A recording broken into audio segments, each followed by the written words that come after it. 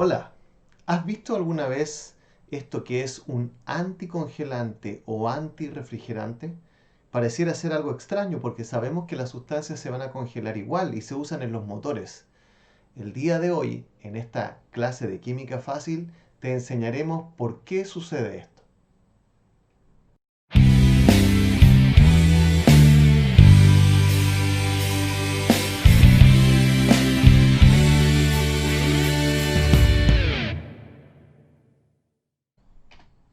Esto sucede debido a las propiedades coligativas, que es lo que el día de hoy nosotros comenzaremos a estudiar. Pero antes de comenzar con los conceptos, es importante que tengamos un repaso de lo que son las soluciones. Sabemos que una disolución es una mezcla homogénea que es soluto más solvente. Y esta puede medir su concentración, es decir, la cantidad de soluto en solvente, de dos formas, en unidades porcentuales o también llamadas físicas como el porcentaje masa-masa, masa-volumen, volumen-volumen. A su vez se puede medir en unidades químicas como la molalidad o la fracción molar. Recordemos también otras cosas. Por ejemplo, estos conceptos de punto de fusión y punto de ebullición los puedes revisar en otro de nuestros videos. En este momento lo podríamos definir así. El punto de ebullición es la temperatura a la cual el hielo pasa a líquido. Y que en el caso del agua esto sucede a 0 grados Celsius cuando la presión es una atmósfera. Por su parte, la temperatura de ebullición es la temperatura a la cual el agua líquida pasa a vapor. Y en el caso del agua, esto ocurre a 100 grados Celsius. Pero veamos estos conceptos de otra forma. Imaginemos esa línea como si fuera una línea continua y aquí tenemos la temperatura de 0 grados Celsius. Bajo esa temperatura, el agua se encuentra digamos, en estado sólido. Y sobre 0 grados, el agua es líquida. Recuerda que esto es válido cuando la presión es una atmósfera. Ahora bien, cuando yo cambio, en este caso de sólido a líquido, es fusión, pero el mismo cambio de líquido a sólido se llama solidificación. Lo mismo ocurre cuando yo estoy hablando del agua a presión de una atmósfera y pienso en los 100 grados Celsius. Bajo esa temperatura el agua es líquida, sobre ella el agua es un gas. El cambio de líquido a gas sería la vaporización y en el sentido opuesto es la condensación.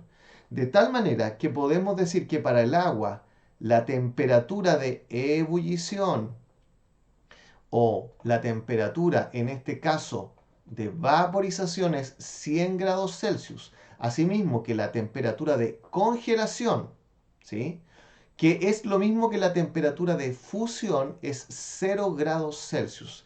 Fíjate que uso congelación y fusión y es el mismo valor, aunque congelación y fusión no son sinónimos.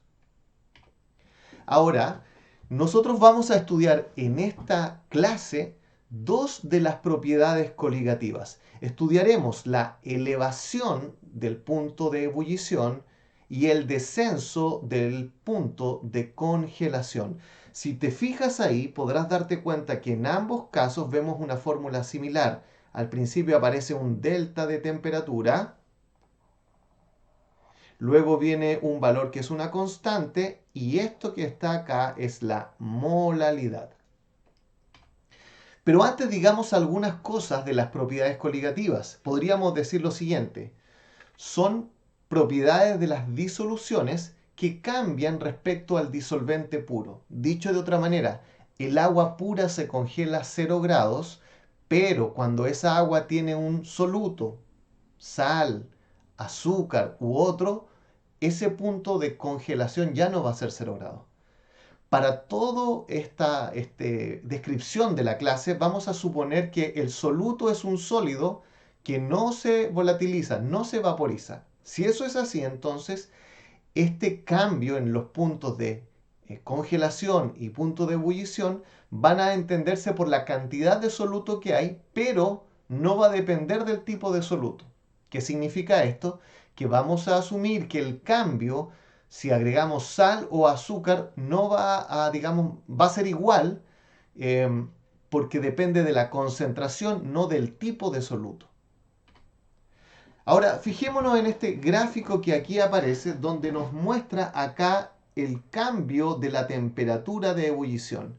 Digámoslo así, esta solución que tenemos acá tiene un punto de ebullición mayor que el del solvente puro. Si esto fuera agua, este punto sería 100 grados Celsius. Por lo tanto, esto sería un poco mayor. Por ejemplo, si yo le agrego sal al agua o azúcar, su punto de ebullición perfectamente podría ser 101 grados Celsius. De tal manera que hubo un aumento del punto de ebullición. Y esto es lo que se nos describe en esto que vamos a ver ahora. El aumento del punto de ebullición, se habla esto de la ebulloscopía, una palabra extraña. Pero lo que quiere decir es que el punto de ebullición de la disolución es mayor que la de disolvente puro. Ahora, fíjate que esto se puede expresar en esta fórmula que ya señalamos recién. Hay un cambio, una variación en la temperatura de ebullición. Y esta variación la podemos entender de lo siguiente. De la disolución pura, por ejemplo, si fuera agua, tiene un valor, el disolvente puro tiene un valor, que en este caso podría ser 100 si fuera agua, y la disolución es un poco mayor. Eso es el delta. Ahora, ¿de qué depende ese aumento del punto de ebullición? De dos cosas, de una constante y de la molalidad.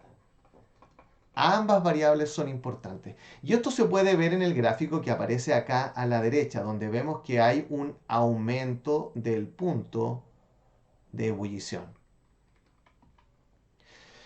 Esta propiedad coligativa se utiliza para poder determinar el peso molecular de una sustancia. Muchos alumnos preguntan, ¿cómo sabemos que esta sustancia tiene tal masa molecular, tal masa molar? Bueno, una manera de hacerlo es por medio de esta propiedad coligativa.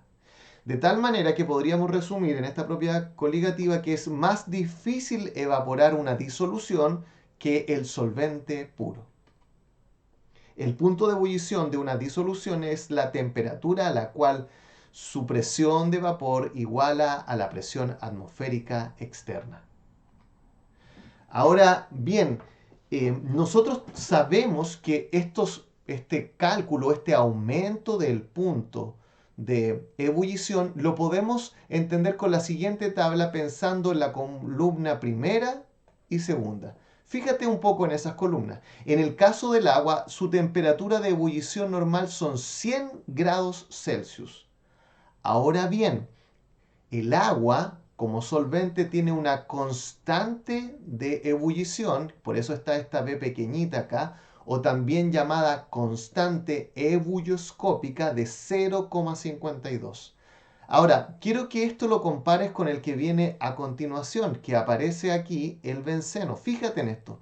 La temperatura normal a la cual el benceno se evapora es 80,1 grados Celsius, pero su constante de ebullición es 2,5. Fíjate cuál es la diferencia de esto. Podríamos decir que la constante ebulloscópica del benceno es mayor en este caso que la constante del agua, es 5 veces mayor. De tal manera que cuando yo agrego una cantidad de soluto sólido al agua y luego agrego esa misma cantidad de concentración al benceno, el aumento del punto de ebullición en el benceno va a ser 5 veces mayor respecto al agua. Bueno, espero que este video te haya aclarado esto y te haya ayudado a hacer la química más fácil.